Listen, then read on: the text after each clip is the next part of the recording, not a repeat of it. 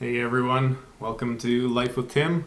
I've got a fascinating question for everyone today. My question of the day is, are blockchains like bicycles? Now, I'm going to probably get some people that are a little upset by that statement because, there's some blockchain developer and they understand that it's significantly more complex than a bicycle. But just roll with me here. We're going to kind of just break it down a little bit. So, when you think about the development of a bicycle, the original bicycle was pretty basic, so I think we need to make this better.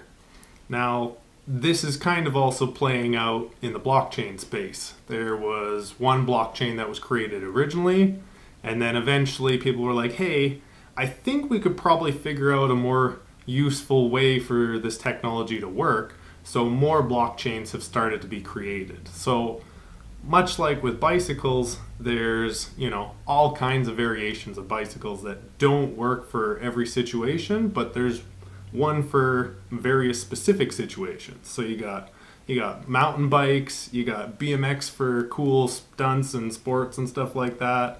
You got the racing bikes that do the crazy loop.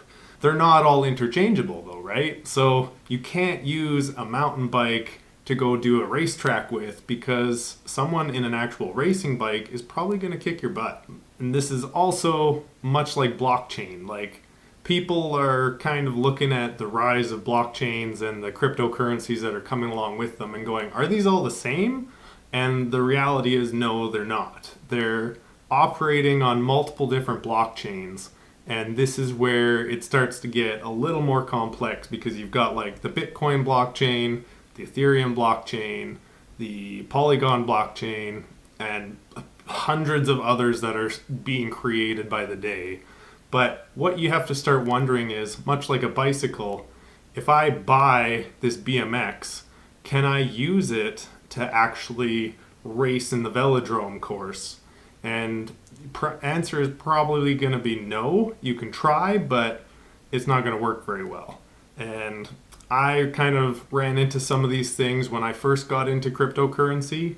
I bought Ethereum on one network, and then I realized that what I wanted to use it for was on a side chain of Ethereum, the Polygon network, and I ended up paying a bunch of fees that were absurd to move that cryptocurrency from this blockchain over to this blockchain. And luckily, Polygon is built on the same stuff as Ethereum, so there is that connectability that you can transfer things back and forth from chain to chain, but you can't move cryptocurrency from like the Ethereum blockchain to the Bitcoin blockchain because they're just completely different, completely separate, they don't interact, and maybe there'll be something down the road that can somehow overcome that situation, but at this point in time, it's kind of like trying to use like a grocery getter bicycle to go and race down the mountain. Yeah, just thought I'd throw that out there. I'm kind of thinking, what's a good way to explain the differences between some of the blockchains? And